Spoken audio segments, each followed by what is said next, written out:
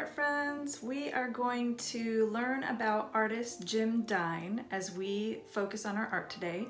And Jim Dine is a pop artist from the 60s, and he painted like everyday objects. Jim Dine loved to paint tools. He has a lot of drawings of tools. His family owned a hardware store in Cincinnati, Ohio, so part of it is because he was surrounded by the materials. He also saw tools as a means to create artistically.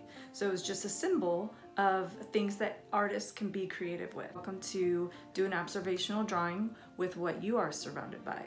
So let's get started.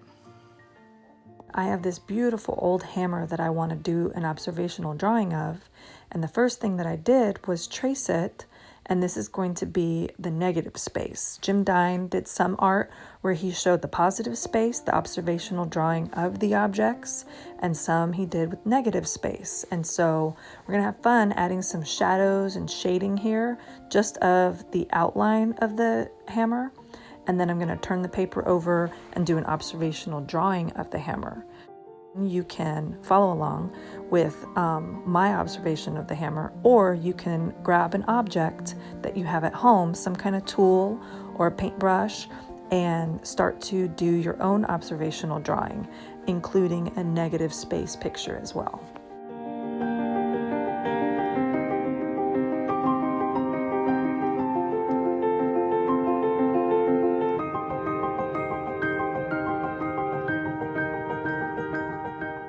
So notice how the further away I am from the outline edge, I am lightly penciling. I'm trying to make it fade and get lighter and lighter the further away from the object. You can also use a paper towel to help blend that and fade those lines away and help blend that into the paper. So smudge all those lines with a paper towel.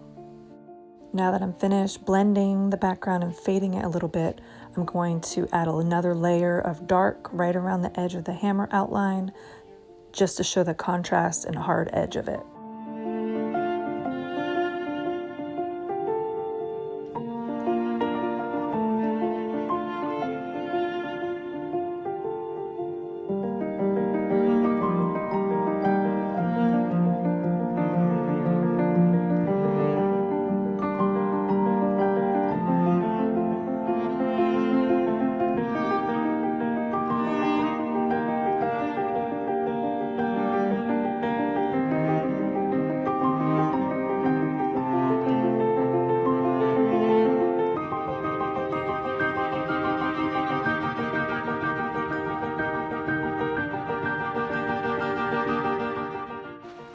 Now that I'm done with my negative space version of the hammer, we used value on that, we are actually going to observe and draw the actual hammer.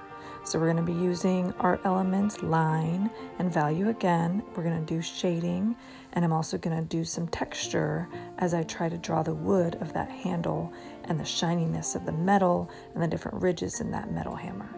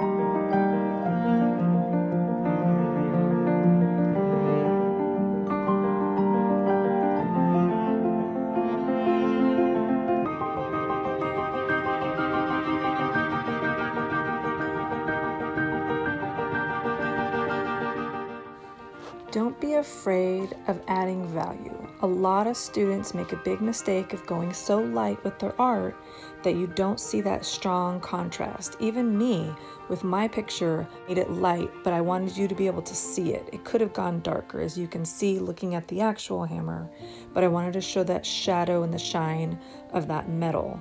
So biggest thing that students need to do is practice with value, and you can always lighten it up a little bit with the eraser, but don't be afraid of adding a shadow.